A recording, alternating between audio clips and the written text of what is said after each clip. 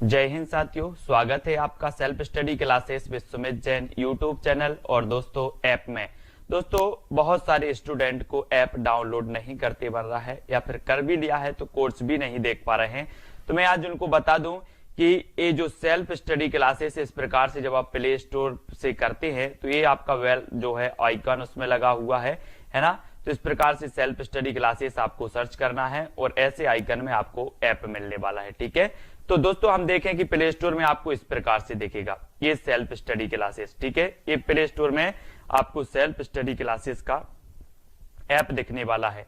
ठीक है, ये इमेज उसमें डली है, ये आइकन, ये लोगो उसमें डला है। ठीक है, अब दोस्तों इसको इंस्टॉल करना है, यहां से आप इंस्टॉल करेंगे। ठीक है, अब इंस्टॉल करेंगे तो वहां पर आपको नंबर मांगेगा, जीमेल नंबर मांगेगा, तो आपको ओटीपी आएगा, तो आप रजिस्टर करके आगे बढ़ेंगे।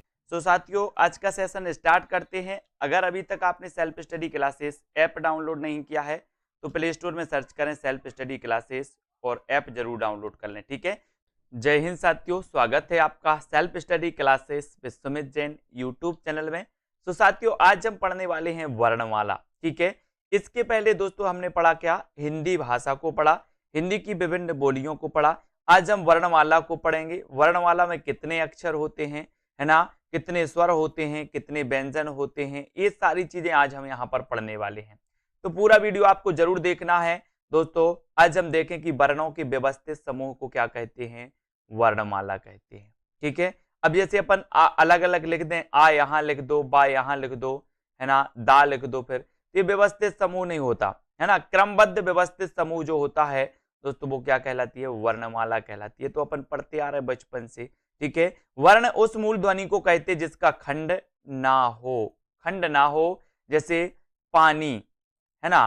तो पा धन आ धन ना और धन ई, इसके बाद इनके पा आ ना ई टुकड़े नहीं किए जा सकते। अतः इन ध्वनियों पा आ ना ई को क्या कहेंगे, हम वर्ण कहेंगे। यानी कि जो पानी है दोस्तों, इसमें ये जो है वर्णों से मिलकर के ये शब्द बना हुआ है और ये जो वर्ण होते हैं इनके टुकड़े नहीं हो सकते, इनके टुकड़े नहीं हो सकते, है ना। तो ये क्या कहलाते हैं, ये ध्वनि कहलाती हैं। ठीक है, ध्वनि या फिर वर्ण कहलाते हैं, या अक्षर भी इन्हें कहा जाता है। ठीक है, तो हिंदी में 52 वर्ण हैं। कितनी हैं, 52 वर्ण हैं, जिसमें 11 क्या है, 11 स्वर हैं और दोस्तों 33 क्या है, 33 व्यंजन है।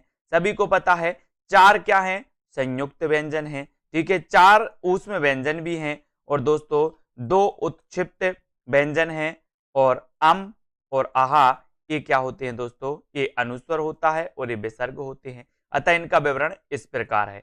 तो यहाँ पर अपन ने देख लिया, छोटी सी नॉर्मल सी क्वेश्चन आते हैं यहाँ पर कि वर्णमाला में कितने अक्षर होते हैं, कितने वर्ण होते हैं, आप बताओगे 52।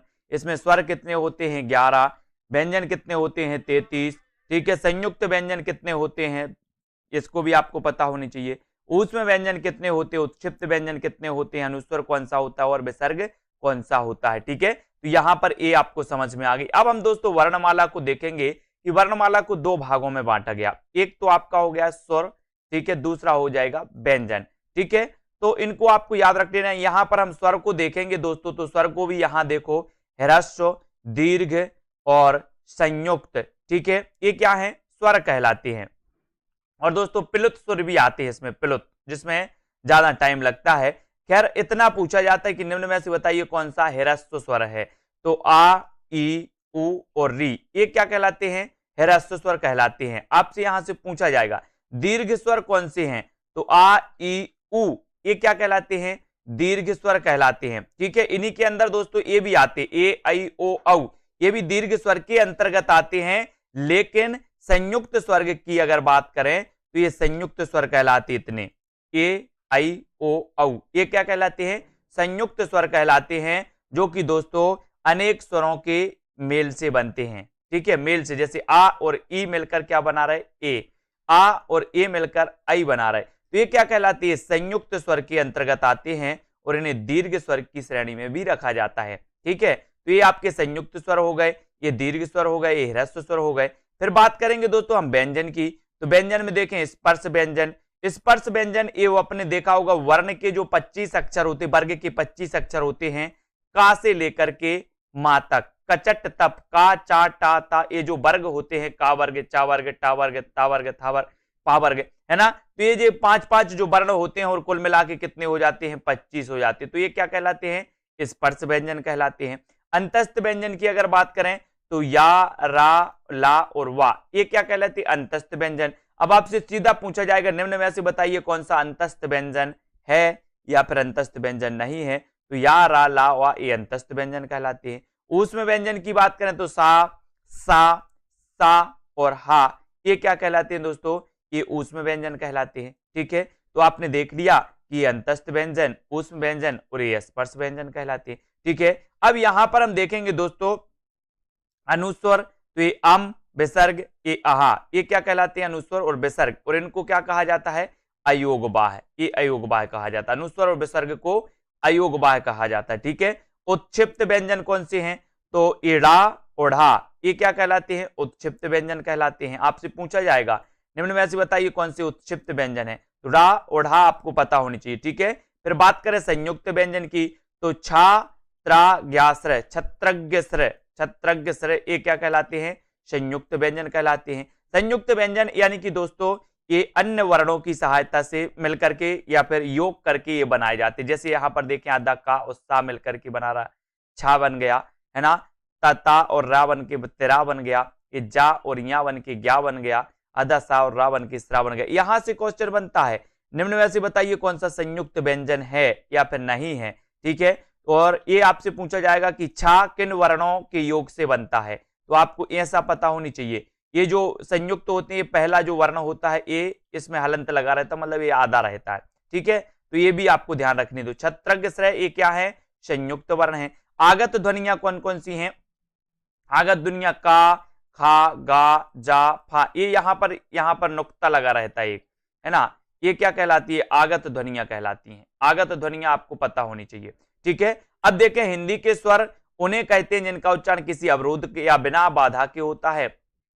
इनके उच्चारण में किसी दूसरे वर्ण की सहायता नहीं ली जाती, यानी कि स्वर उसे कहते हैं जो दोस्तों स्वतंत्र रूप से उच्चरित होते हैं, वो क्या कहलाते हैं, स्वर कहलाते हैं, और दूसरे वर्णों की इनमें सहायता नहीं ली जाती है। हिंदी में स्वरों की संख्या कितनी है, 11 होती है स्वरों की संख्या। ठीक है, ह्रस्व स्वर की आ, ई, उ और री, ये ह्रस्व स्वर कहलाते हैं। आपसे पूछा जाएगा निम्न में से बताइए कौन सा ह्रस्व स्वर है, तो आपको पता होनी चाहिए कि ये ह्रस्व स्वर कहलाते। ठीक है, तो इतनी चीजें आपको पता होनी चाहिए, यहीं से क्वेश्चन बनता है, बन जाते आराम से। एक दो बार वीडियो को देखिए। दीर्घ स्वर में आ, ई, उ और ए भी रखे जाते हैं, इनको भी दीर्घ स्वर में रख दिया जाता है। ठीक है, और ये संयुक्त स्वर ए, है ना, आ और ई मिलकर ए बना रहा है, आ और ए मिलकर के दोस्तों आई बना रहा है, तो ये क्या कहलाती है, संयुक्त स्वर कहलाती है। अपन ने संयुक्त व्यंजन भी पढ़े हैं और संयुक्त स्वर भी अपन ने यहाँ पर पढ़ लिए। ठीक है, हिंदी के व्यंजन प्लुत प्लुत स्वर भी होते हैं, है ना, प्लुत स्वर ऐसे होते हैं, ऐसे करके वो लगा तो ओम, जिनमें ज्यादा, है ना, सभी से दीर्घ स्वर से भी ज्यादा समय लगता है उच्चरित होने, तो वो प्लुत स्वर कहलाते। ठीक है, तो हिंदी के व्यंजन देखो, व्यंजन उन वर्णों को कहते हैं जिनका उच्चारण स्वरों की सहायता से होता है। तो सबसे पहले हमने देखा था कि वर्णमाला को दो भागों में बांटा गया, एक तो स्वर, दूसरा व्यंजन। स्वर का देखा कि स्वर स्वतंत्र रूप से उच्चरित होते हैं, जबकि जो व्यंजन है वो स्वरों की सहायता से दोस्तों इनका उच्चारण किया जाता है। तो देखें यहाँ पर स्वर कौन कौन से होते हैं दोस्तों, है ना, जैसे अपन देखें कि जो का है, एक आधा का और ये आ मिलकर के बनता है का, है ना, तो ये का क्या बन गया, इसमें आधा का है और आ है, तो ये आ क्या है, स्वर है ना, मतलब ये जो व्यंजन है, ये जो का व्यंजन है, ये आ स्वर की सहायता से दोस्तों इसमें बना है, यानी कि का में आधा का और आ इसमें छुपा हुआ है। ठीक है, ये अब खा देखें तो आधा खा और आ मिलकर के बना खा, जब हम पूरा नाम लेते हैं खा। ठीक है, तो इनमें क्या होता है, आ छुपा रहता है इसमें आ, तो स्वरों की सहायता से ये व्यंजन बोले जाते हैं, उच्चरित होते हैं। ठीक है, अतः हिंदी में कितने हैं, 33 व्यंजन हैं जो इस प्रकार से। स्पर्श व्यंजन की बात करें तो ये का वर्ग, चा वर्ग, टा वर्ग, ता वर्ग और पा वर्ग, ये क्या कहलाते हैं, स्पर्श व्यंजन कहलाते। कचट तप, ऐसे कर लो, कचट तप, तो का, खा, गा, घा, या, है ना, और इंगिया, चा, छा, जा, झा, इया, टा, ठा, डा, ढाड़ा, ता, था, दा, धा, ना, है ना, पा, फा, बा, भा, मा, ये स्पर्श व्यंजन कहलाते हैं। ठीक है, अंतस्थ व्यंजन या, रा, ला, व अंतस्थ कहलाते हैं। आपसे पूछा जाएगा निम्न में से बताइए कौन सा अंतस्थ व्यंजन नहीं है। ऊष्म व्यंजन की बात करें तो सा, सा और हा ये क्या कहलाते हैं, ऊष्म व्यंजन कहलाते हैं। ठीक है, स्वर जिन वर्णों का उच्चारण किसी अवरोध या बाधा के कारण होता है ये अपने आप में स्वतंत्र होते हैं। इनका वर्गीकरण इस प्रकार है। देखें यहाँ पर ह्रस्व स्वर आ ई उ और री ये क्या कहलाते हैं, ह्रस्व स्वर है ना, ये एक मात्रक होते हैं। ठीक है, दीर्घ स्वर ये द्विमात्रक होते हैं, जैसे आ ई उ है ना, ये क्या कहलाते हैं, द्विमात्रक कहलाते हैं। संयुक्त स्वर ये भी द्विमात्रक होते हैं। तो इन्हें दोस्तों ये जो होते हैं इन्हें भी काय में दीर्घ स्वर में भी रखा जाता है। और ये संयुक्त स्वर ए आई आई है ना, ओ और औ ये काय में आते हैं, संयुक्त स्वर भी कहलाते हैं। प्लुत स्वर की बात करें तो इसे त्रिमात्रक कहा जाता है दोस्तों, क्योंकि इसके उच्चारण में तिगुना समय लगता है। इसके 3 का अंक लगाया जाता है, जैसे ए, जैसे ओम, ए, इस प्रकार से। तो ये क्या होते हैं, त्रिमात्रक होते हैं। कौन से, प्लुत स्वर। तो ये स्वरों के बारे में अपन ने देखा। अनुनासिक में आपने देखा है इसका उच्चारण नाक एवं मुंह से होता है। ऐसा पूछा जाता है, जैसे चांद, गांव और दांत, इसका कैसे होता है, उच्चारण नाक और मुंह दोनों से होता है। ठीक है, अनुस्वर देखो, ये अनुस्वर ये क्या कहलाता है, अनुनासिक। अनुस्वर ए स्वर के बाद आने वाला व्यंजन है, इसकी ध्वनि नाक से निकलती है, जैसे अंगद, कंगन है ना, तो ये अनुस्वर कहलाते हैं, अनुस्वर और अनुनासिक। ठीक है, यहाँ निर्नानुनासिक देखो, इसके उच्चारण में ना तो बिंदी और ना तो चांद बिंदी का प्रयोग किया जाता है, वो निर्नानुनासिक कहलाते हैं। जैसे इलाहाबाद, बनारस, इधर उधर, ये क्या कहलाती है, निर्नानुनासिक कहलाते हैं। ठीक है, तो यहाँ पर अनुनासिक जिनका उच्चारण नाक और मुंह दोनों से होता है, अनुस्वर जिनका उच्चारण दोस्तों नाक से होता है ना, और निर्नानुनासिक इसके उच्चारण में ना तो बिंदी और ना तो चंद्र बिंदी का प्रयोग किया जाता है। ऐसे शब्द हैं इलाहाबाद, बनारस, इधर उधर, ये क्या कहलाती है, निर्नानुनासिक के अंतर्गत आते हैं। ठीक है, विसर्ग देखो, यह भी अनुस्वर की तरह स्वर के बाद आता है, जैसे प्रातः, काल, मनः, कामना, तो ये क्या होता है, विसर्ग होता है। तो ये अपन ने दोस्तों वर्णमाला के बारे में पढ़ लिया।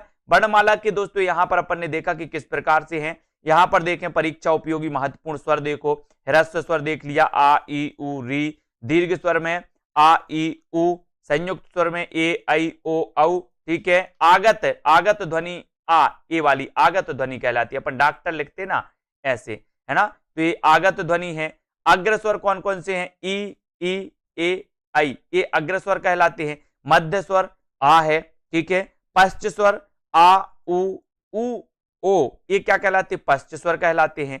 ठीक है, विव्रत आ ए औ, ये विव्रत हैं।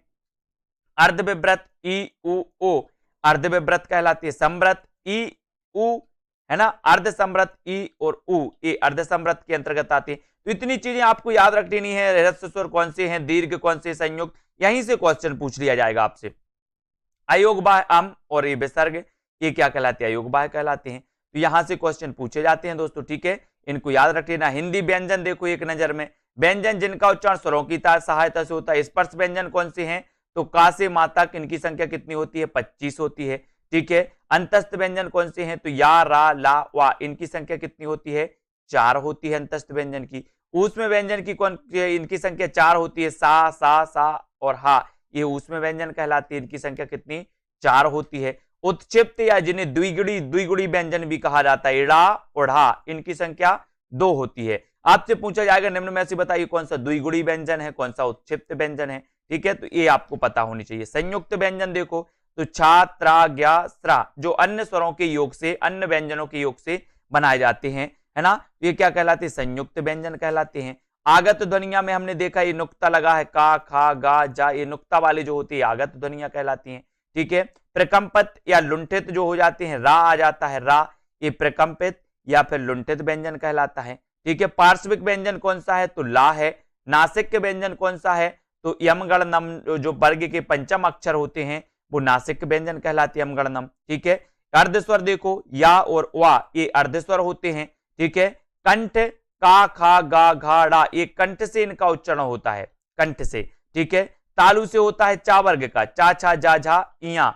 मूर्धा से होता है टा वर्ग का, टा, ठा, डा, ढा, डा, है ना। दंत से होता है ता, था, दा, धा, ना। और ओष्ठ से होता है पा, फा, बा, भा, मा। ये अपन ने देख लिया ना, का, चा, ट, तप, है ना। और यहाँ देखो कंठ, फिर तालु, चा वर्ग, टा वर्ग मूर्धा से, ता वर्ग दंत से, और अंत में पा वर्ग जो होता है वो ओष्ठ से होता है। ठीक है, तो इनको अपन को याद रख लेना। अगला देखें दोस्तों, इंग्या, ये इंगिया वाला जो होता है इसका उच्चारण स्थान क्या है, एक कंठ से उच्चरित होता है ना। इया ये तालु से प्लस नासिका से, है ना।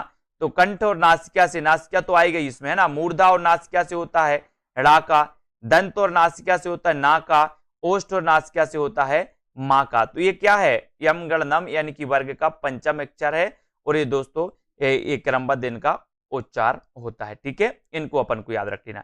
अब यहां पर आते हैं, आगे देखते हैं और भी बहुत ही महत्वपूर्ण है। यहां पर ए और आई का उच्चारण स्थान क्या है, कंठ प्लस तालु यानी कि कंठ तालव्य से कहा जाता है। ए आई कंठ तालु, है ना। ए आई कंठ तालु, ओ औ कंठ ओष्ठ, ओ औ कंठोष्ठ। ठीक है, ओ औ कंठोष्ठ, ए आई कंठ तालु, ए आई कंठ तालु इनका उच्चारण स्थान है और ओ औ जो है एक कंठोष्ठ इनका उच्चारण स्थान होता है। ठीक है, व्यंजनों का वर्गीकरण देखें, प्राण वायु के आधार पर, घोषत्व के आधार पर, उच्चारण स्थान के आधार पर और मुख भाग के आधार पर ये व्यंजनों का वर्गीकरण किया गया। तो सबसे पहले हम देखेंगे दोस्तों प्राण वायु के आधार पर। प्राणत्व के आधार पर व्यंजनों का वर्गीकरण दो प्रकार से किया गया। कौन कौन से, एक तो होते अल्प प्राण और दूसरे होते हैं महाप्राण। ये प्राणत्व के आधार पर है। ठीक है, प्राण वायु के आधार पर। ठीक है, तो यहां पर देखो प्रत्येक वर्ग जैसे का, खा, गा, घा, इंगिया का पहला, तीसरा और पांचवा वर्ण अल्प प्राण होता है, जैसे का, गा और इंगिया, है ना। तो ये आपको याद रख लेना, प्रत्येक वर्ग का पहला, तीसरा और पांचवा। हमने वर्ग देखा ना, का, चा, टका वर्ग, चा वर्ग, टा वर्ग, है ना। ये वर्ग के पहले, तीसरे और पांचवें वर्ण को क्या कहा जाता है, अल्प प्राण, वो अल्प प्राण के अंतर्गत आते हैं। महाप्राण देखो तो प्रत्येक वर्ग का दूसरा और चौथा जो वर्ण होता है वो क्या कहलाता है, महाप्राण। जैसे यहां पर का वर्ग में देखें तो ये दूसरा वर्ण है और ये क्या है, चौथा वर्ण है। तो ये काय के अंतर्गत आएगा, महाप्राण के अंतर्गत आएगा। बाकी 1, 3 और 5 ये अल्प प्राण आएंगे, है ना। तो महाप्राण और अल्प प्राण आपको समझना है कि अल्प प्राण 1, 3, 5 वर्ग के प्रथम, द्वितीय, तृतीय अक्षर अल्प प्राण और द्वितीय और चतुर्थ महाप्राण कहलाती है। इसको समझना, ठीक है ना। और दोस्तों यहां पर देखें अघोष, प्रत्येक वर्ग का, खा, गा, इया का पहला और दूसरा वर्ण अघोष कहलाता है, पहला और दूसरा अघोष। ठीक है, जैसे यहां पर देखें तो का और खा ये क्या कहलाएंगे, ये कहलाएंगे आपके अघोष कहलाएंगे। तो आप समझ गए, वर्ग के 25 अक्षर में जो का, चा, टा, का वर्ग, चा वर्ग होते हैं, इन्हीं वर्ग के प्रथम और द्वितीय अक्षर जो कहलाते हैं वो क्या कहलाते हैं दोस्तों, अघोष कहलाते हैं। ठीक है, सघोष की बात करें तो सघोष में प्रत्येक वर्ग का तीसरा, चौथा और पांचवा ये सघोष या फिर घोष के अंतर्गत आते हैं। तो 1, 2 अघोष, 3, 4, 5 सघोष या फिर घोष कहा जाता है। ठीक है, तो ये घोषत्व के आधार पर भी आपको पता चल गया। तो यहां पर अपन ने अल्प प्राण, महाप्राण, अल्प प्राण मतलब 1, 3, 5, महाप्राण मतलब 2, 4, ठीक है, अघोष मतलब 1, 2 और सघोष मतलब 3, 4, 5। ठीक है, अल्प प्राण तथा महाप्राण में आने वाले व्यंजन देखो प्राणत्व के आधार पर। अल्प प्राण दोस्तों इसको आपको याद रख लेना है, सूत्र है 135 और इसका है 24, ऐसे याद कर लेना 135, है ना, और प्लस अंतस्थ भी इसमें आते हैं। तो 135 मतलब क्या है, वर्ग का प्रथम, तृतीय और पंचम। तो ये क्या हो जाएगा, का, गा और ये इया, चा, जा, इया। तो ये क्या होती है 135 याद रख लेना, बोले 135 अल्प प्राण, है ना, और 24 ऊष्म। तो 24 में मतलब 2 और 4 तो दूसरा और चतुर्थ अक्षर हो जाएंगे, प्लस में इसमें ऊष्म व्यंजन भी आते, सा, सा, हा, ये भी दोस्तों इसमें काय में आते हैं, महाप्राण में आते हैं और ये अल्प प्राण में आ जाते हैं। तो अल्प प्राण 135 याद रख लेना, महाप्राण 24 याद रख लेना, मतलब 24 मतलब 2 और 4, वर्ग के 2 दूसरा अक्षर और चतुर्थ अक्षर और वर्ग के 1 पहला अक्षर, तृतीय और पंचम अक्षर, इसलिए ये सूत्र दिया गया है 1, 3, 5 और 2, 4। ठीक है, इस प्रकार से बात करें अघोष तथा सोग, घोष सघोष में आने वाले व्यंजन कौन कौन से हैं। अघोष में देखें तो 1, 2 यानी कि 12, ठीक है ऐसे, और घोष या सघोष में 3, 4, 5, 3, 4, 5। तो ये तो आपको पता चल गए। ठीक है, ये अघोष कौन से होते हैं, वर्ग के प्रथम और द्वितीय, और घोष और सघोष, घोष या जिसे सघोष भी कहा जाता है वो होते हैं वर्ग के 3, 4, 5 अक्षर। ठीक है, आपसे पूछा जाता है कि निम्न में से बताइए कौन सा सघोष व्यंजन है, कौन सा अघोष व्यंजन है ना। तो अघोष आपको पता चल गया कि वर्ग के प्रथम और द्वितीय अघोष और वर्ग के 3, 4, 5 जो होते हैं वो क्या कहलाते हैं, सघोष कहलाते हैं। ठीक है, तो दोस्तों आज का अपना पहला प्रश्न, इसके पहले हमने वर्णमाला को बहुत अच्छे से पढ़ा था। अब आपसे पूछा जाता है यहां पर कि कौन सा संयुक्त व्यंजन है। तो संयुक्त व्यंजन में 4 विकल्प आपके पास हैं, छा, है ना, चा, टा और औ। तो संयुक्त व्यंजन पूछा गया, तो संयुक्त व्यंजन हम पढ़ते हैं दोस्तों कौन कौन से, छा, त्रा, ज्ञा और स्रा, है ना, ये क्या पढ़ते हैं अपन, संयुक्त व्यंजन पढ़ते हैं। ठीक है, तो यहां पर आपका बिल्कुल सही आंसर क्या है, छा, ये क्या है, संयुक्त व्यंजन माना जाता है। ठीक है, अब अगला क्वेश्चन आपको बताना है दोस्तों, छा ध्वनि का उच्चारण स्थान क्या है। चार विकल्प हैं आपके पास, दंत है, तालव्य है, ओष्ठ है या फिर वर्ष है। तो आप लगाइए, मैंने आपको बताए थे कि जब हम पांच वर्ग पढ़ते हैं और पांच वर्ग के का, चा, टा, ता, पा, तो का वर्ग कंठ से बोला जाता है, उसके बाद चा वर्ग तालु से बोला जाता है, का, चा, टा वर्ग जो मूर्धा होता है, टा, है ना, ता वर्ग जो होता है दोस्तों वो दंत से, और पा वर्ग होता है ओष्ठ से। ठीक है, तो यहां पर आपसे छा पूछा गया, तो ये छा किस वर्ग में आता है, ये आता है चा वर्ग में। ठीक है, तो चा वर्ग के जितने भी अक्षर होते हैं, वर्ण होते हैं, वो काय से बोले जाते हैं दोस्तों, वो बोले जाते हैं तालु से, है ना, तालु से बोले जाते हैं। तो आपका उत्तर भी क्या हो जाएगा यहाँ पर, सी नंबर, छा क्या है, तालव्य है। ठीक है, अगला क्वेश्चन देखो, कौन तालव्य ध्वनि है, तालव्य ध्वनि बताना है। अब आपसे बनेगा क्वेश्चन तो फटाक से बताइए कमेंट में, चार विकल्प आपके सामने और तालव्य ध्वनि आपसे पूछा गया है, तो 2 सेकंड आपको दिए जाते हैं और आपने बिल्कुल सही आंसर का चयन किया है कि सर जो तालव्य ध्वनि है वो है चा, है ना, चा वर्ग जो है, चा वर्ग, चा, छा, जा, ये तालु से उच्चारित होते हैं। तो आपका उत्तर कहां चला जाता है, एक की तरफ। ठीक है, ए नंबर आपका बिल्कुल सही होगा। इनमें से कौन सा पश्च स्वर है दोस्तों, पश्च स्वर और अग्र स्वर अपन ने पढ़े हैं, तो पश्च स्वर आपको यहां पर बताना है। तो बताइए चार विकल्प में से, बड़ा आ, ई, बड़ा ई और आ, ये जो है इनमें से आपको पश्च स्वर के बारे में बताना कि पश्च स्वर के अंतर्गत कौन सा वर्ण आता है, ये आपको बताना। ठीक है, तो आपने चयन किया है दोस्तों विकल्प नंबर ए, और ए नंबर आपका बिल्कुल सही है। ठीक है, पश्च स्वर के अंतर्गत आता है आ। ठीक है, तो ए आपका राइट आंसर हो जाएगा। अगला क्वेश्चन है, इनमें से कौन सा युग्म अघोष ध्वनि है। अघोष और सघोष आपने पढ़े हैं, है ना, तो अघोष और सघोष कौन से होते हैं, ये आपको बताना है दोस्तों।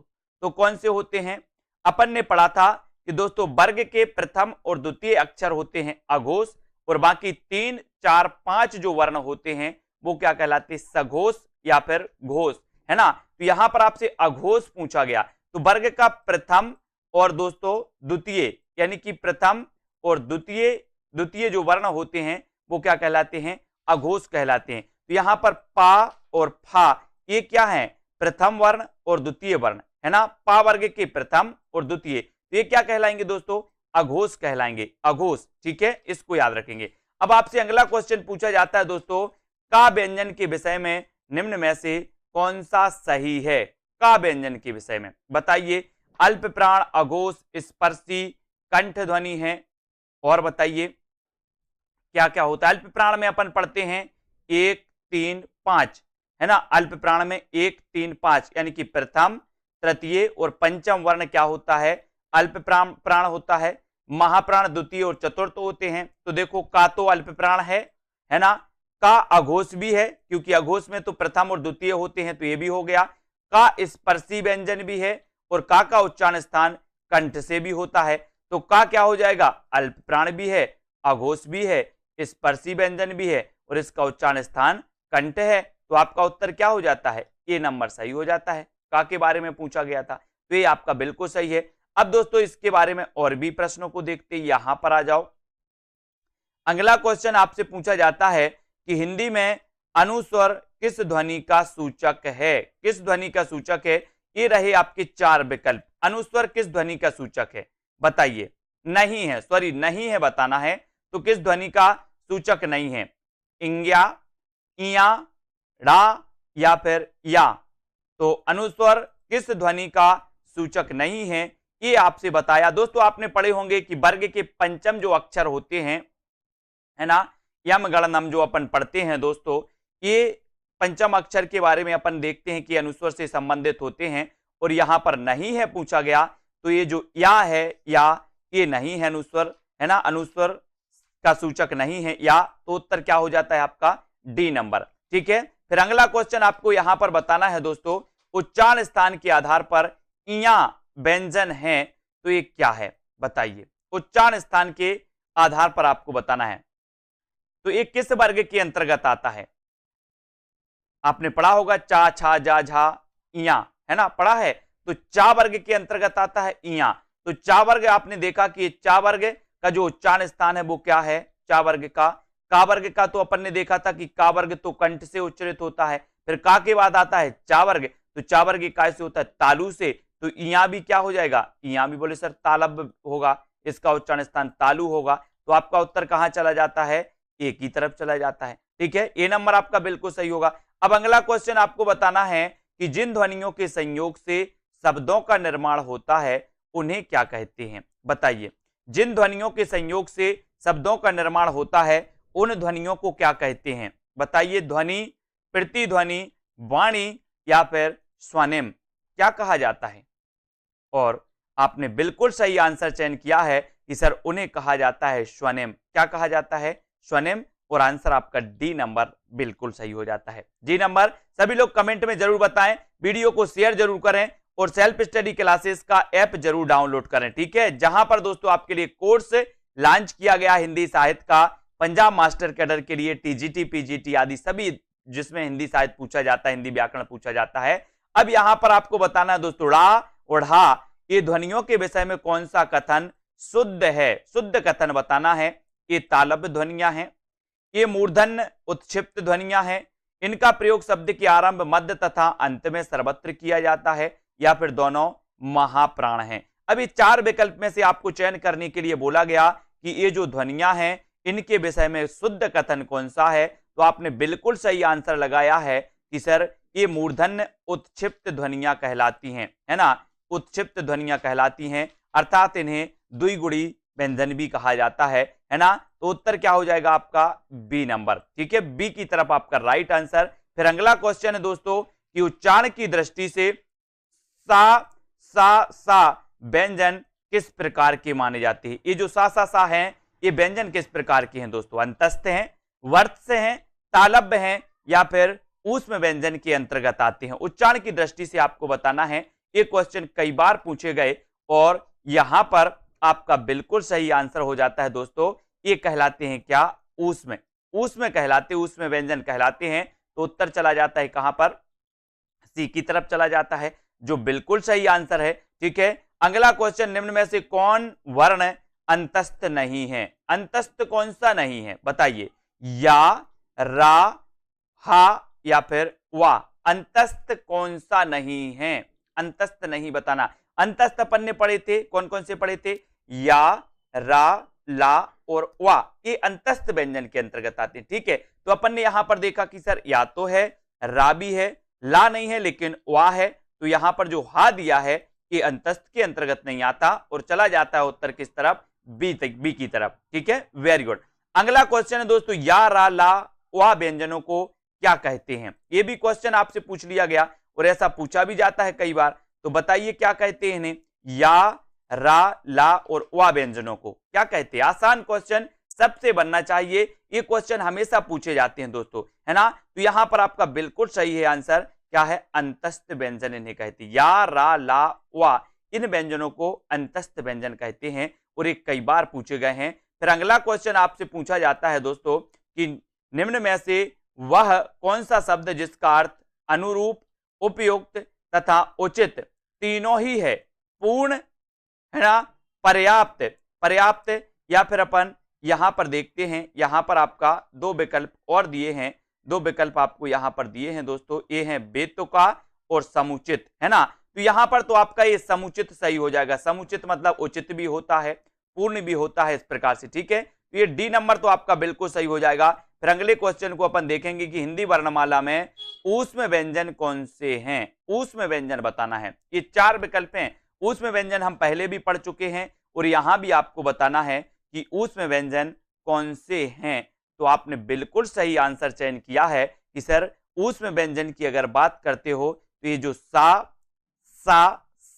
और हा दिया है ये कहलाते हैं क्या, ऊष्म व्यंजन।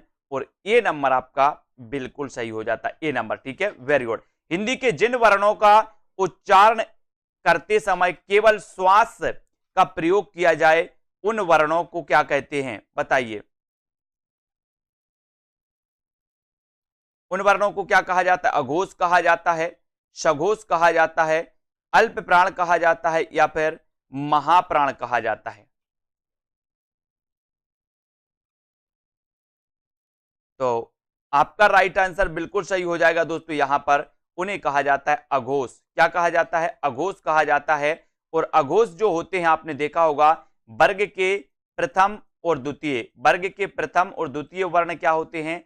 अघोष होते हैं। और 3, 4 और 5 ये क्या होते हैं दोस्तों? ये सघोष होते हैं, वर्ग के 3, 4, 5। ठीक है, इनको अपन को याद रख लेना है। और सघोष और अघोष हो गए। अल्प प्राण कौन होते हैं? 1, 3 और 5 अल्प प्राण। और महाप्राण कौन से होते हैं? 2 और 4, वर्ग के द्वितीय और चतुर्थ अक्षर। ठीक है, इनको याद रखेंगे। हिंदी में मूलतः वर्णों की संख्या कितनी होती है? वर्णों की संख्या मूलतः बतानी है, तो ये तो सभी को पता है, कई बार पूछा भी जाता है। तो उत्तर आपका यहां पर चला जाता है 52। हिंदी में मूलतः वर्णों की संख्या होती है 52, जो कि सी नंबर आपका बिल्कुल सही है। ठीक है, अगला क्वेश्चन है, हिंदी वर्णमाला में स्वरों की संख्या कितनी है? स्वर पूछ लिए गए आपसे, तो ये भी पूछा जाता है कई बार। 8 हैं, 9 हैं, 11 हैं, या फिर 14 हैं। तो हिंदी वर्णमाला में स्वरों की संख्या कितनी मानी जाती है, ये उत्तर आपको बताना है। और स्वरों की संख्या आपसे पूछा गया तो उत्तर चला जाता है 11 की तरफ। ठीक है, 11 और ए नंबर आपका बिल्कुल सही है। और दोस्तों 2 होते हैं, कौन से? अम और आहा, अयोग बाह्य कहलाते। ठीक है, अयोग बाह्य। तो यहां पर सी आपका सही है। हिंदी वर्णमाला में व्यंजनों की संख्या कितनी है? तो ये 4 विकल्प हैं और व्यंजनों की संख्या आपको बतानी है। तो कितनी मानी जाती है? 32, 33, 34 या फिर 36। तो आसान सा क्वेश्चन, व्यंजन पूछा गया तो उत्तर हो जाता है क्या? 33। 33 यानी सी आपका बिल्कुल सही है, बिल्कुल राइट आंसर। जिन शब्दों के अंत में आ आता है उन्हें क्या कहते हैं? ये क्वेश्चन कई बार पूछा गया। जिन शब्दों के अंत में आ आता है उन्हें क्या कहा जाता है? अनुस्वर, अयोग बाह्य, अंतस्थ, या फिर अकारांत। क्या कहा जाता है जिन शब्दों के अंत में आ आता है? और आपने चयन किया है कि सर जिन शब्दों के अंत में आ आता है उन्हें कहा जाता है क्या? अकारांत। ठीक है, और डी नंबर आपका अकारांत बिल्कुल सही है, डी नंबर। ठीक है, ये सरल क्वेश्चन है लेकिन पूछे भी जाते हैं दोस्तों। इनको आपको बताना है अयोग बाह्य हैं। अयोग बाह्य निम्न में से बताना अयोग बाह्य है। विसर्ग, महाप्राण, संयुक्त व्यंजन, या फिर अल्प प्राण। तो अपन ने पढ़े थे, क्या पढ़ा था कि जो अम होता है और जो आहा होता है ये क्या कहलाते हैं? ये अयोग बाह्य कहलाते हैं। तो इसको क्या बोलते हैं? इसको विसर्ग बोलते हैं, विसर्ग। तो ये विसर्ग यहां पर दिया है तो ये क्या है? अयोग बाह्य है। अयोग बाह्य यानी कि ये नंबर आपका बिल्कुल सही है। फिर अगला क्वेश्चन है, कौन सा पश्च स्वर है? पश्च स्वर बताना है। अग्र स्वर और पश्च स्वर अपन ने पढ़े थे, तो पश्च स्वर यहां पर आपसे पूछा गया। तो पश्च स्वर ये क्वेश्चन कई बार आया है दोस्तों, है ना। तो पश्च स्वर के अंतर्गत आता है कौन सा? आपका कमेंट जल्दी से आना चाहिए। और राइट आंसर चला जाता है विकल्प नंबर 1 की तरफ। पश्च स्वर जो होता है वो होता है ए आपका बिल्कुल सही। ठीक है, बहुत बढ़िया। अगला क्वेश्चन देखते हैं यहां पर कि निम्न में से बताइए किस शब्द में द्वित्व व्यंजन है? द्वित्व व्यंजन बताना है यहां पर, पुनः या फिर इलाहाबाद। द्वित्व आप समझते होंगे, अभी समझ जाएंगे। और विकल्प के अनुसार द्वित्व व्यंजन का चयन करना है। ये 2 विकल्प और हैं और आपका राइट आंसर, एक क्वेश्चन पूछा गया है दिल्ली। दिल्ली में ऐसे द्वित्व व्यंजन जो होते हैं, आधा ला और लाया, इस प्रकार से अगर व्यंजन आते हैं तो इनको क्या कहा जाता है? द्वित्व कहा जाता है, द्वित्व। ये क्वेश्चन आता है कई बार और जिन्होंने नहीं पढ़ा होता तो बोलते हैं ये क्या बला है, पूछ ली गई, ये क्या पूछा गया? द्वित्व व्यंजन तो आज तक नहीं पढ़े, है ना। इसलिए तैयार रहना। हिंदी वर्णमाला में अयोग बाह्य वर्ण कौन से हैं? 4 विकल्प हैं। अयोग बाह्य वर्णों को अपन को चयन करना है। तो कौन से होते हैं अयोग बाह्य वर्ण? बताइए। आ, ई, उ, या फिर आहा। तो अयोग बाह्य वर्ण पूछा गया और पहले भी अपन पढ़ चुके हैं। तो अम और आहा ये क्या होते हैं? अयोग बाह्य होते हैं। ठीक है, कौन सा अमानक वर्ण है? मानक नहीं पूछा गया, अमानक पूछा गया। यहां पर अमानक वर्ण पूछा गया। तो अमानक जो वर्ण माना जाता है दोस्तों, एक झा जो है, ये झा, ये क्या माना जाता है? अमानक वर्ण माना जाता है। और उत्तर चला जाता है आपका सी की तरफ। सी नंबर आपका सही है। निम्न में से कौन सा घोष वर्ण है? और घोष वर्ण के बारे में तो अपन ने पढ़ा ही है। घोष यानी कि सघोष, सघोष को ही घोष कहा जाता है। तो अपन ने देखा था कि वर्ग का प्रथम और द्वितीय अक्षर अघोष और 3 4 5 सघोष। ठीक है, क्लियर। अब यहां पर आपसे घोष पूछा गया यानी कि सघोष पूछा गया, तो 3 4 5 तो अपन देखते हैं दोस्तों कि जो मां है ये क्या है, पंचम वर्ण है। पंचम वर्ण है कि नहीं, बिल्कुल है। ठीक है, तो ये क्या कहलाएगा, ये घोष या सघोष के अंतर्गत आएगा। तो ये खा जो है ये द्वितीय वर्ण है, चा जो है ये प्रथम है, ये ठा द्वितीय वर्ण है। तो प्रथम और द्वितीय तो काय के अंतर्गत आते हैं, अघोष के अंतर्गत आते हैं। और ये जो मां है ये पंचम वर्ण है। ठीक है, तो पंचम वर्ण काय के अंतर्गत आएगा, ये बोले सर घोष या फिर सघोष के अंतर्गत आएगा। ठीक है, अपभ्रंश के कितने प्रकार होते हैं, अपभ्रंश के बताना है दोस्तों। तो इस प्रकार से अपभ्रंश के पूछे गए हैं। तो अपभ्रंश के होते हैं दोस्तों यहाँ पर 25 प्रकार होते हैं, है ना।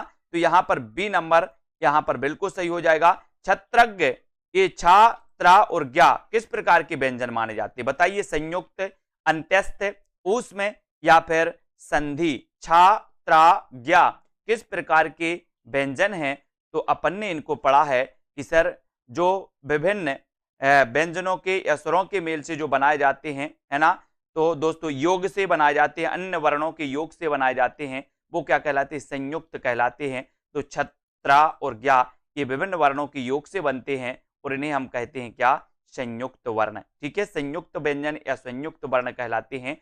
ये आई वर्ण क्या कहलाते हैं, ये क्या कहलाते हैं, नासिक, मूर्धन्य, ओष्ठ्य या फिर कंठ तालब। ए आई क्या कहलाती है, यानी कि इनका उच्चारण स्थान क्या है। तो आपको पता होनी चाहिए कि जो ए आई है इनका उच्चारण स्थान है दोस्तों क्या है, बताइए कमेंट में सभी लोग। बिल्कुल सही, बहुत बढ़िया आंसर बताया है कि ए और आई ये क्या है, कंठ तालु। क्या होते हैं, कंठ तालु होते हैं। और विकल्प नंबर डी की तरफ आपका उत्तर चला जाता है। ठीक है, अघोष वर्ण कौन सा है, वर्णमाला में यही तो पूछा जाता है दोस्तों। सघोष, अघोष, कंठ तालु, उच्चारण स्थान, इन्हीं को अपन को पढ़ना पड़ता है ना। अघोष वर्ण बताना है और अघोष में आपको यहाँ पर 4 विकल्प दिए हैं और 4 में से आपको चयन करना है। तो यहाँ पर आपका दोस्तों सा जो आते हैं ये भी अघोष के अंतर्गत ही आते हैं। ठीक है, अपन ने दोस्तों वर्ण के प्रथम और द्वितीय तो पढ़े ही थे, लेकिन सा जो वाले होते हैं ये भी काय के अंतर्गत आते हैं, अघोष के अंतर्गत। तो आपका उत्तर चला जाता है डी की तरफ। ठीक है, डी नंबर आपका सा और सा, ये तीनों जो सा होते हैं ये अघोष वर्ण के अंतर्गत आते हैं। तो यहाँ पर उत्तर भी चला जाता है डी की तरफ। ठीक है, अल्प प्राण वर्ण कौन से हैं, अल्प प्राण और महाप्राण अपन ने पढ़े हैं। अल्प प्राण 1 3 5 यानी कि वर्ग के 1 3 5 वर्ण होते हैं, बाकी महाप्राण 2 और 4 वर्ण होते हैं। ठीक है, तो अल्प प्राण वर्ण कौन से होते हैं ये आपको यहां पर बताना है। तो वर्ग का प्रथम और तृतीय वर्ण अल्प प्राण होता है। तो प्रथम में का और गा क्या होता है, तृतीय। तो ये बी नंबर आपका क्या हो जाएगा, ये अल्प प्राण वर्ण कहलाएंगे। तो बी आपका राइट आंसर बिल्कुल सही हो जाएगा। ठीक है, अगला क्वेश्चन है, निम्न में से नासिक के व्यंजन कौन से हैं जिनका उच्चारण नाक से होता है, दोस्तों बताइए। तो नासिक के व्यंजन कौन से कहलाते हैं। तो अपन देखते हैं पंचम अक्षर जो होते हैं, पंचम अक्षर में एक यहां पर वर्ण दिया है, वो वर्ण कौन सा है, वो है इया, है ना। ए क्या है, नासिक के व्यंजन है और बी की तरफ आपका उत्तर बिल्कुल सही हो जाता है। ठीक है, अगला क्वेश्चन है दोस्तों, सा और हा ये कौन से व्यंजन कहलाते हैं। ये क्वेश्चन कई बार पूछे जाते हैं, है ना, और कई बार आपको याद भी रख लेना है। ठीक है, तो इन्हें दोस्तों कभी उसमें में रख दिया जाता है, उसमें पूछ दिया जाता है, विकल्प में अकेला उसमें दिया जाता है, कभी संघर्षी भी पूछा जाता है। तो इन्हें हम उसमें संघर्षी कहते हैं। ठीक है, तो ये क्या कहलाते, उसमें संघर्षी कहलाते। कौन से, ये जे सा हा जो वर्ण होते हैं ये उसमें संघर्षी व्यंजन कहलाते हैं, इनको याद रखेंगे। कंठ ध्वनियां आपको बताना है, 4 विकल्प हमें दी गई हैं कि कंठ ध्वनियां कौन सी हैं। और कंठ में हम पढ़ते हैं दोस्तों कि कंठ ध्वनियां वो होती हैं जो वर्ग के जो प्रथम अक्षर होते हैं दोस्तों, वो क्या कहलाते, प्रथम जो का वर्ग होता है, का वर्ग, वो का वर्ग क्या कहलाता है, वो का वर्ग कहलाता है दोस्तों कंठ। यानी कि इनका जो उच्चारण होता है वो कंठ से होता है। और यहां पर आपने बिल्कुल सही आंसर बताया है कि जो कंठ ध्वनियां हैं वो है कौन सी, का वर्ग। का खा गा घा इया इंग्या जो होता है ये क्या होता है, कंठ से। ठीक है, अब ज्ञा वर्ण किन वर्णों के संयोग से बना है, ज्ञा ज्ञानी का बताना है ये किन वर्णों के संयोग से। कई बार क्वेश्चन में पूछा गया कि ये किन वर्णों के संयोग से बना होता है। तो बताइए, 4 विकल्प हैं, सभी लोग कमेंट में लिखते जाएं, वीडियो को लाइक जरूर कर दें, है ना। और ये रोज क्लास 8 बजे होती है दोस्तों। एक नई क्लास आपको प्रेषित की जाती है। ज्ञा वर्ण किन वर्णों के संयोग से बना है, ये उत्तर अगर कंटिन्यू आप देखते हैं दोस्तों तो व्याकरण में इससे हटके कोई क्वेश्चन नहीं आ सकते, है ना। तो आपको कंटिन्यू देखना है। और 35 का उत्तर आपका हो जाएगा दोस्तों कि आधा जा, हलंत वाला जो जा है और इया बनकर के क्या बनाते हैं, ज्ञा। कई बार क्वेश्चन आ गया है, इसलिए आपको तैयार रहना है। अगला क्वेश्चन है, अनुनासिक का संबंध होता है तो किससे होता है, केवल नाक से, केवल मुंह से, नाक और मुंह दोनों से, या फिर इनमें से कोई नहीं। बताइए अनुनासिक का संबंध जो होता है वो किससे होता है। हमारे पास 4 विकल्प हैं, 4 में से अनुनासिक का आपको बताना है। और यहां पर सही आंसर क्या हो जाएगा, आपने चयन किया है दोस्तों कि अनुनासिक का जो संबंध होता है केवल नाक से नहीं होता, नाक और मुंह दोनों से होता है। तो उत्तर चला जाता है आपका सी की तरफ। सी नंबर आपका बिल्कुल सही हो जाता है। अगला क्वेश्चन है दोस्तों, छा वर्ण। छा वर्ण किसके योग से बना है। छा छत्री यानी कि छत्रज्ञ श्रेय जो होते हैं ये क्या होते हैं, संयुक्त वर्ण कहलाते हैं। यानी कि दोस्तों ये अन्य वर्णों की सहायता से बनते हैं, तो योग से बनते हैं। ऐसे ही छा वर्ण आपको बताना है। कई बार पूछा गया और कई बार उत्तर भी गलत करके आते हैं कुछ लोग, है ना। कभी कभी यहां तो नहीं दिया, कभी कभी क्या दिया जाता है, का प्लस सा दिया जाता है ना। और यहां पर आधा का और सा दिया जाता है, हलंत वाला का।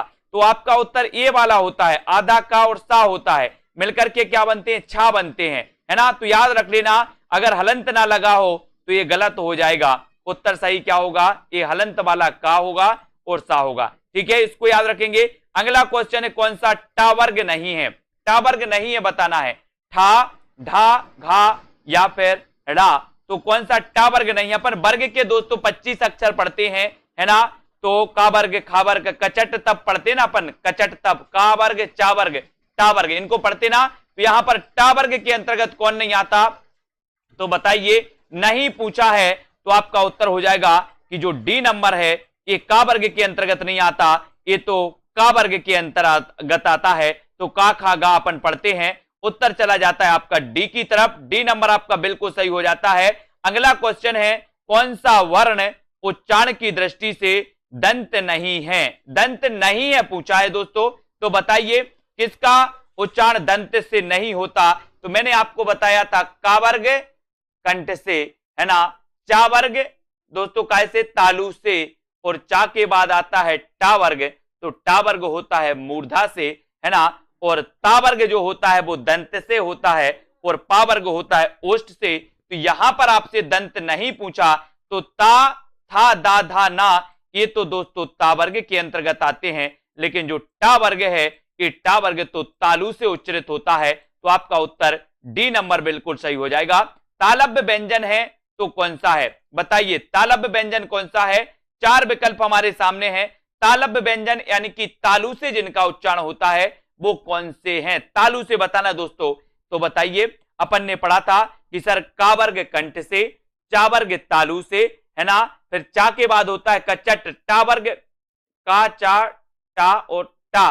तो जो टा वर्ग होता है वो मूर्धा से, और ता वर्ग जो होता है वो दंत से, और दोस्तों पा वर्ग ओष्ठ से। तो तालु पूछा है तो आपने उत्तर लगा दिया है चा वर्ग। चा वर्ग कैसे, ये चा वर्ग होता है दोस्तों तालु से। अगला क्वेश्चन आपसे पूछा जाएगा, अनुनासिक व्यंजन कौन से होते हैं, बताइए। वर्ग के प्रथमाक्षर, वर्ग के तृतीय अक्षर, वर्ग के चतुर्थाक्षर या फिर वर्ग के पंचम अक्षर। 4 विकल्प हैं। अनुनासिक व्यंजन के बारे में हमें चयन करना है, और आपने बिल्कुल सही उत्तर का चयन किया है कि सर अनुनासिक व्यंजन की अगर बात करोगे तो उत्तर चला जाता है वर्ग के पंचम अक्षर। वर्ग के पंचम अक्षर जो होते हैं ये अनुनासिक व्यंजन कहलाते हैं, और आपने बिल्कुल सही चयन किया है। वीडियो को सभी लोग लाइक जरूर करते जाइएगा, और रोज रात्रि 8 बजे इसी प्रकार से अपन पढ़ते हैं, प्रैक्टिस करते हैं। स्थान के आधार पर बताइए कि मूर्धन्य व्यंजन कौन से हैं। मूर्धन्य व्यंजन आपको चयन करना है, सभी लोगों को चयन करना है। और जिन भी साथियों ने अभी self study classes app download नहीं किया है वो सेल्फ स्टडी क्लासेस ऐप जरूर डाउनलोड करना है। स्थान के आधार पर बताइए कि मूर्धन्य व्यंजन कौन सा है, तो उत्तर चला जाता है आपका डा और ढा। डा और ढा ये मूर्धन्य व्यंजन के अंतर्गत आते हैं, और सी आपका बिल्कुल सही हो जाता है। सी नंबर वेरी गुड, सभी ने सही बताया।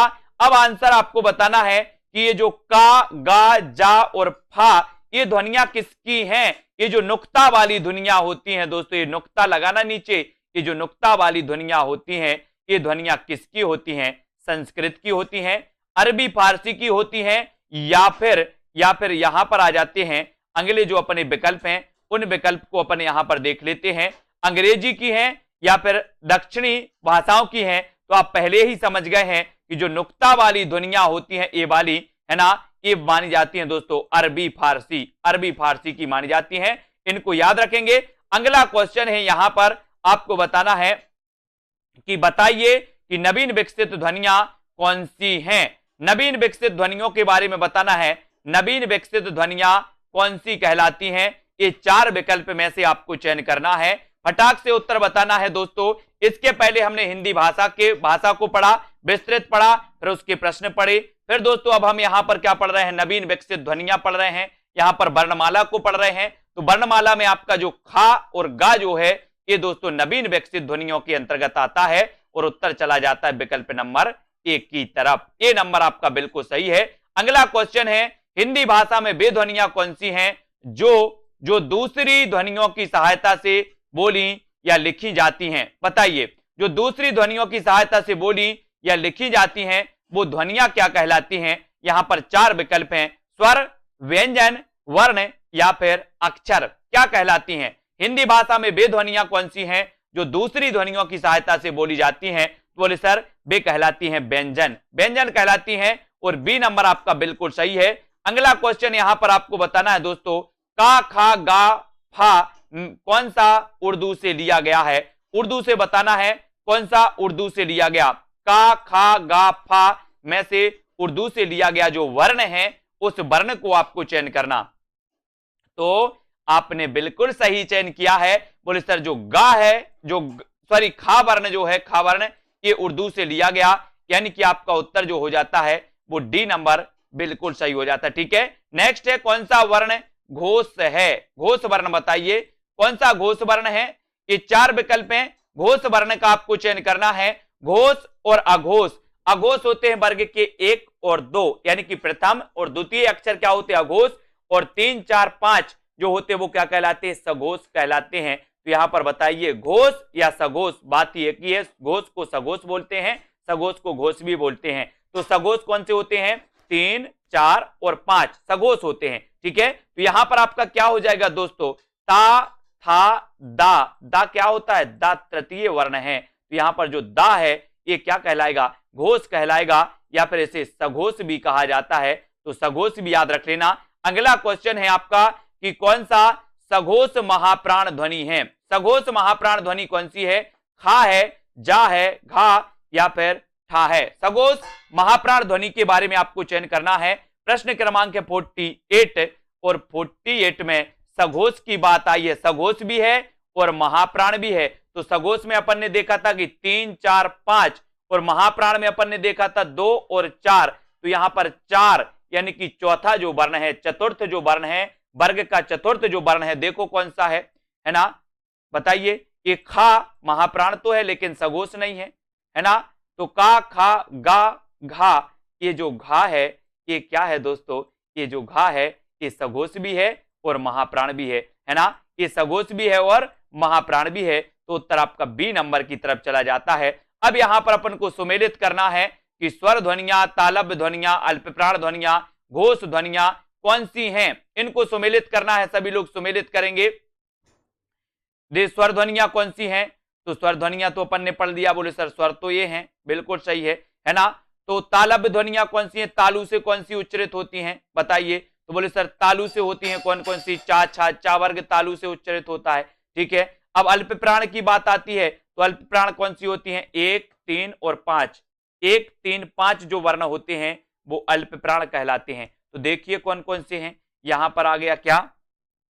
1, 3, 5 कौन सा आ रहा है? 1, 3, 5 अल्पप्राण और 2, 4 महाप्राण होती हैं। तो एक बताइए कौन कौन सी हैं? 1, 3, 5 में कौन सी आ रही हैं? 1, 3, 5 में बताना है। और यहां पर घोष ध्वनियां पूछी गई, घोष ध्वनियों में क्या आता है दोस्तों, घोष मतलब होता है सघोष, और सघोष में आती है कौन सी, 3, 4, 5। ठीक है, तो इसको भी अपन को याद रख लेना है। और यहां पर जो आपका उत्तर दिया है वो डी नंबर दिया है, और डी नंबर में दोस्तों आपका क्या हो जाएगा, तीसरे का तीसरा, यानी कि दोस्तों यहां पर एक का, चा टा ता, हाँ ना, ता पा और टा, बिल्कुल सही है। यानी कि जो अल्प प्राण है ये तो 1, 3, 5 में ये पूरी आ जाएंगी। ठीक है, और ये जो घोष ध्वनियां हैं घोष में आती हैं कौन कौन सी, 3, 4, 5। और दोस्तों ये संयुक्त वर्ण भी इसमें आ जाते हैं, तो छा, धा और भा ये भी हो जाएगा। तो यहाँ पर अपन ने देख लिया स्वर ध्वनियां कौन सी हैं, स्वर ध्वनियों में अम, आहा ये सभी आ गए। तालब ध्वनियों में चा, छा, जा आ गया। अल्प प्राण में अपन ने का, तापा ये दोस्तों प्रथम 1, 3, 5 होते हैं। घोष ध्वनियों में देखा अपन ने तो ये घा, छा, धा ये भा आ गया। ठीक है, तो इनको अपन को याद रखेंगे। ठीक है, अगला क्वेश्चन है, चक्र का चक्का हो जाना किस ध्वनि प्रवृत्ति का उदाहरण है। चक्र का चक्का हो जाना किस ध्वनि प्रवृत्ति का उदाहरण है, ये आपको बताना है। चक्र का चक्का, चक्र का चक्का हो गया है ना, अपन बोलते चक्र लगाओ, अब चक्र का हो गया चक्का, तो यहां पर विस्मीकरण है ना, किस ध्वनि प्रवृत्ति का उदाहरण है, समीकरण, या फिर यहां पर आते हैं अपन, अगला जो अपना क्वेश्चन है यहां पर देखते हैं विपर्यय या फिर आगम, है ना। तो यहां पर आपका बिल्कुल सही जो आंसर हो जाएगा दोस्तों वो क्या हो जाएगा, यहां पर देख लो एक बार, यहां पर अपना जो उत्तर है वो उत्तर है दोस्तों समीकरण। ठीक है, ये चक्का हो जाना ये समीकरण ध्वनि प्रवृत्ति का उदाहरण माना जाता है, इसको अपन को याद रख लेना है। ये बी नंबर आपका बिल्कुल सही हो जाएगा। और अगला क्वेश्चन आपको बताना यहां पर अगला है, पा ध्वनि का उच्चारण स्थान क्या है। पा ध्वनि का उच्चारण स्थान आपको बताना है, दंत है, ओष्ठ है, मूर्धन्य है या फिर कंठ है, बताइए। पा ध्वनि अपन पढ़ते हैं ना, का, चा, टा, ता, पा, पा, पा जो होता है पा ओष्ठ से, तो ये क्या कहलाएंगी, पा ध्वनि क्या कहलाएंगी, पा वर्ग जो है ओष्ठ से उच्चरित होता है, तो आपका राइट आंसर चला जाता है बी की तरफ, और ओष्ठ आपका बिल्कुल सही हो जाता है, बी नंबर आपका सही हो जाता है। अर्धस्वर बताना है दोस्तों, अर्धस्वर कौन से हैं, अर्धस्वर कई बार पूछा गया है ये क्वेश्चन, तो अर्धस्वर कौन से कहलाते हैं, ये कमेंट में आपको जल्दी से कमेंट लिखना है। अर्धस्वर की पूछा गया है, तो आपने बिल्कुल सही उत्तर बताया है कि सर जो या और वा होते हैं ये अर्धस्वर कहलाते हैं, क्या कहलाते हैं, अर्धस्वर कहलाते हैं। और विकल्प नंबर 1 जो है उसकी तरफ आंसर आपका चला जाता है। स्वर ध्वनि के प्रकार बताना है आपको, स्वर ध्वनि के प्रकार कौन कौन से होते हैं, दीर्घ होते हैं, ह्रस्व, प्लुत या उपर्युक्त तीनों। स्वर ध्वनि के प्रकार कौन कौन से हैं, तो दीर्घ स्वर भी होते हैं, प्लुत स्वर भी होते हैं, ह्रस्व स्वर भी होते हैं। मतलब उत्तर क्या हो जाएगा, स्वर ध्वनि के प्रकार पूछे गए तो उत्तर हो जाएगा उपर्युक्त तीनों, उपर्युक्त तीनों, डी नंबर बिल्कुल सही हो जाएगा। तो साथियों सेल्फ स्टडी क्लासेस ऐप जरूर डाउनलोड कर लें, जिन्होंने अभी तक नहीं किया है प्ले स्टोर में सर्च करें सेल्फ स्टडी क्लासेस। ठीक है, हिंदी के स्पर्श व्यंजन के पांचों वर्गों के दूसरे और चौथे वर्ण होते हैं, क्या होते हैं, अल्प प्राण, महाप्राण, पांचों वर्गों के द्वितीय और चतुर्थ वर्ण क्या होते हैं। ये सरल क्वेश्चन आपसे पूछ लिया गया, क्या होते हैं, आपने बिल्कुल सही आंसर बताया कि पांचों वर्गों के दूसरे और चतुर्थ जो वर्ण होते हैं वो कहलाते हैं महाप्राण। महाप्राण यानी बी नंबर आपका बिल्कुल सही हो जाएगा। विसर्ग का प्रयोग किन शब्दों में नहीं होता, बताइए किन शब्दों में नहीं होता, तद्भव शब्दों में, तत्सम शब्दों में, संकर शब्दों में या फिर उपर्युक्त शब्दों में। तो किन शब्दों में विसर्ग का प्रयोग नहीं होता ये आपको बताना है। और दोस्तों हमने पढ़ा है कि तत्सम, तद्भव और संकर, संकर मतलब होते हैं दो भाषाओं के मेलजोल से जो शब्द बनते हैं उनमें विसर्ग का प्रयोग नहीं होता, और उत्तर चला जाता है आपका सी नंबर। सी नंबर रेलगाड़ी, है ना, ऐसे कुछ शब्द संकर शब्द होते हैं। हिंदी की सा ध्वनि, कई बार एक क्वेश्चन पूछा गया, इसको तो याद रख लेना, शक्कर वाला सा, बोले सर शक्कर तो हम तालू से खाएंगे, तालू से, शक्कर कैसे खाना है, तालू से खाना है, तो ये सा शक्कर का और शक्कर खाना तालू से, तो ये सा जो ध्वनि का उच्चारण स्थान होगा वो क्या होगा, तालब्य होगा। तालब्य यानी कि आपका जो सी नंबर है वो बिल्कुल सही है। अगला क्वेश्चन है आपके सामने, अघोष, अघोष के बारे में बताइए, अघोष अल्प प्राण ध्वनि कौन सी है, अघोष अल्प प्राण ध्वनि कौन सी है, तो झा, ठा, जा या फिर का और ता। अघोष अल्प प्राण ध्वनि कौन सी है, प्रश्न क्रमांक 57। और अघोष भी है और अल्प प्राण भी है। अघोष कौन होते, वर्ग के प्रथम और द्वितीय अक्षर, अल्प प्राण कौन होते हैं, 1 3 5, है ना। तो वर्ग का प्रथम अक्षर का है, वर्ग का दोस्तों ता वर्ग जो था उसका प्रथम अक्षर ये है, तो ये क्या कहलाएंगे, अघोष भी है और अल्प प्राण भी है। ठीक है, तो ये आपका डी नंबर बिल्कुल सही हो जाएगा। अघोष वर्ण कौन सा है, अघोष बताना है। और अघोष मैंने आपको कई बार बताया है कि अघोष वर्ण वे होते हैं जो वर्ग का प्रथम और द्वितीय अक्षर अघोष कहलाते हैं। ठीक है, तो अघोष और दोस्तों अघोष के अंतर्गत सा भी आते हैं, तो इनको याद रख लेना, अघोष वर्ण के अंतर्गत सा भी आते हैं। तो डी नंबर आपका बिल्कुल सही हो जाएगा, ये अघोष वर्ण के अंतर्गत। ठीक है, तो डी आपका सही है। इनमें से कौन सा वर्ण स्वर है, स्वर बताइए कौन सा है, स्वर वर्ण कौन सा है। तो यहां पर स्वर पूछा है तो आपको उत्तर बताना है। बोले अम और आहा, इनका दोस्तों अयोग बाह्य के अंतर्गत आता है, लेकिन अगर ऐसा स्वर क्वेश्चन आ जाए तो आपका उत्तर आई सही होगा। आई यानी कि ए नंबर आपका बिल्कुल सही है। ठीक है, ए जिन्होंने लगाया उनका आंसर राइट है।